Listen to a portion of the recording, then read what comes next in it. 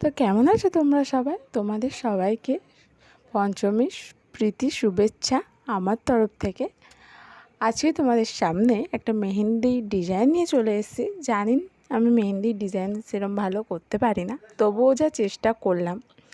আজকে আমার একটা ছোট্ট বোন, সে এসেছিলো রাত্রেবেলা। তো ক্যামেরাটা প্রথমেই বলে দিই, আমার ক্যামেরাটা তেমন একটা তোমরা আলো পাবে না ভিডিওতে, আবছা আবছা হয়ে আছে, যেহেতু রাত্রেবেলা লাইটের অসুবিধা ছিল। তাই প্লিজ কিছু মনে না করে ভিডিওটা দেখো।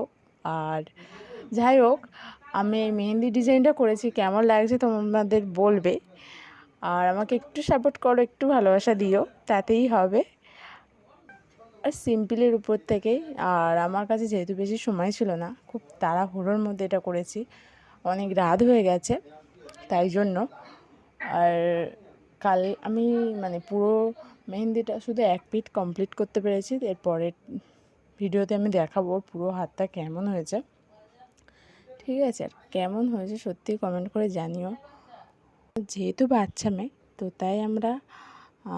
তাই আমি বেশি হাবজি গাবজি করিনি। আর তোমরা যেহেতু বাচ্চাদের হাতে যদি করো, কাবেরি মেহেন্দিটাই বেশি করবে, কারণ ওটা বেশি ভালো, বাচ্চাদের হাতে ফুটবেও। আর চায়না মেহেন্দি টেহেন্দি করো না, কারণ বাচ্চাদের হাতে চায়না মেহেন্দি ভালো না। তো যাই হোক, আমি মেহেন্দিটা করতে প্রচুর সমস্যা হচ্ছিলো, ও প্রচুর নড়ছিল, আর যার জন্য আমার একটু হাতও কাঁপছিলো, যার জন্য একটু টেনে বেঁকে গেছে, প্রচুর ছটফট করছিলো। তো যাই হোক, লাস্ট অবধি দেখো কেমন হয়েছে, কমেন্ট করে জানিও আমাকে।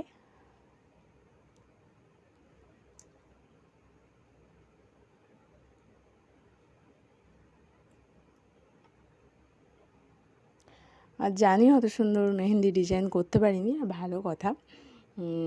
আমি এবছর দুর্গাপুজোয় তোমাদের তেমন কিছু ভিডিও শেয়ার করতে পারলাম না, কারণ আমার সময়ের অভাবে সেরকম ভিডিও কিছু পোস্ট করা হয়নি। এর পরের বছর থেকে আমি দারুণ দারুণ ভিডিও দেওয়ার চেষ্টা করব। এবারে আমার মাথায় অনেক ভিডিওর কথা আছে, কিন্তু যেহেতু সময় কম, তো তাই ভিডিওটা দিতে পারলাম না। তার জন্যই প্রথমে আমি ক্ষমা প্রার্থী। ঠিক আছে? আর এর পরের বছর থেকে আমি সুন্দরভাবে গুছিয়ে ভিডিও দেওয়ার চেষ্টা করব।